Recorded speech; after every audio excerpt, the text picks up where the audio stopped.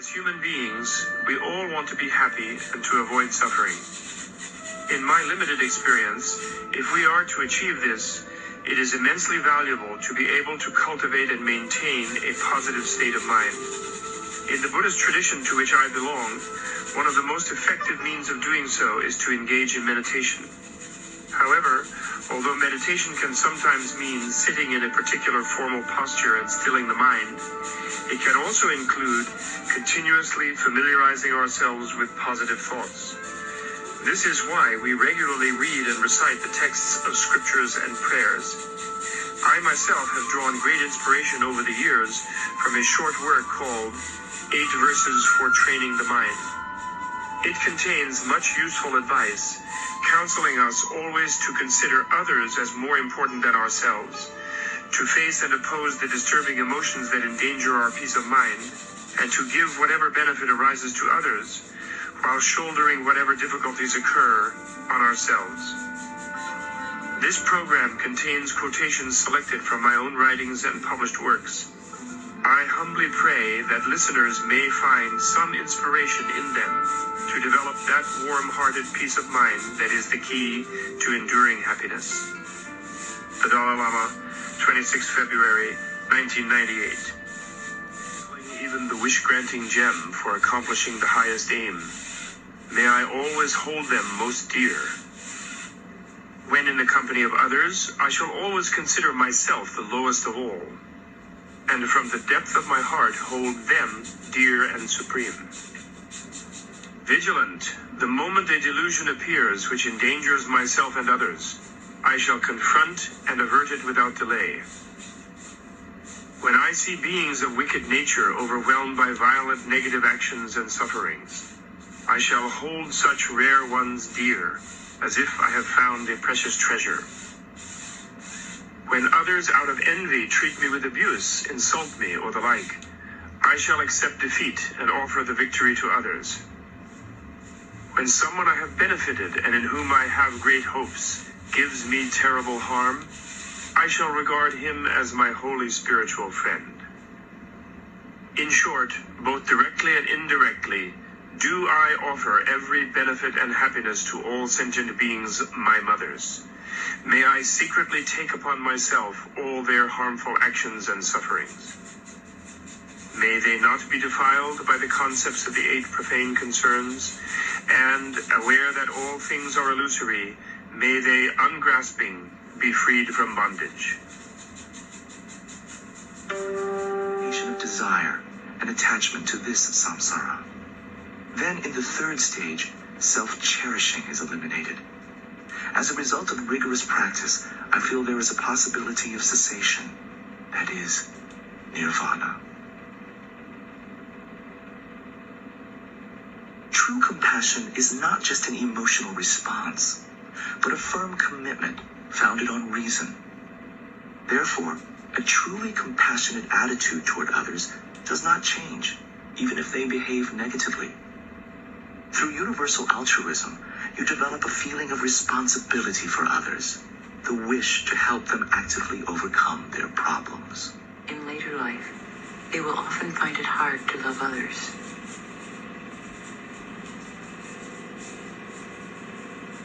Both bondage and true freedom depend on the varying states of the clear light mind. The state that meditators try to attain through the application of various meditative techniques is one in which this ultimate nature of mind fully manifests all its positive potential. It is very wrong for people to feel deeply sad when they lose some money. Yet when they waste the precious moments of their lives, they do not have the slightest feeling of repentance.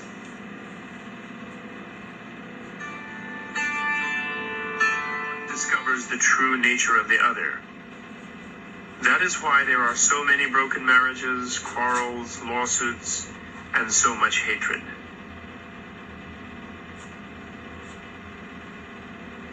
The image we have of ourselves readily tends to be complacent. We look at ourselves with indulgence. When something unpleasant happens to us, we always have the tendency to cast the blame on others or on fate, a demon, or a god. We shrink from descending into ourselves, as the Buddha recommended.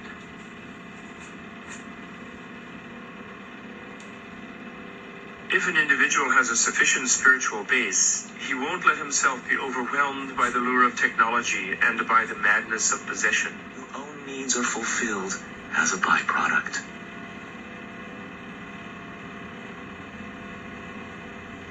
Such practices as bodhicitta automatically bring calmness at the time of death.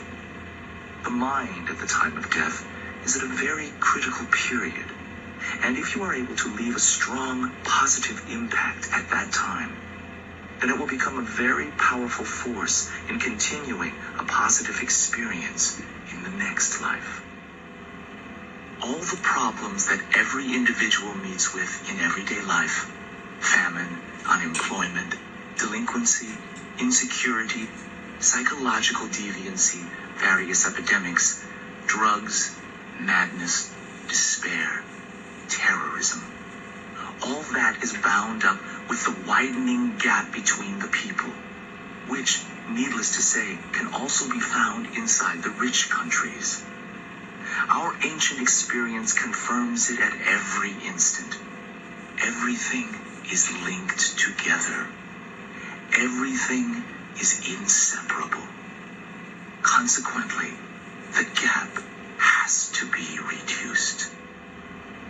All the problems that every individual meets with in everyday life, famine, unemployment, delinquency, insecurity, psychological deviancy, various epidemics, drugs, madness, despair, terrorism.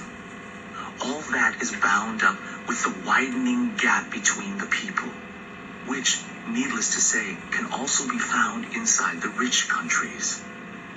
Our ancient experience confirms it at every instant. Everything is linked together. Everything is inseparable. Consequently, the gap has to be reduced. There is eventually able to experience the dissolution processes.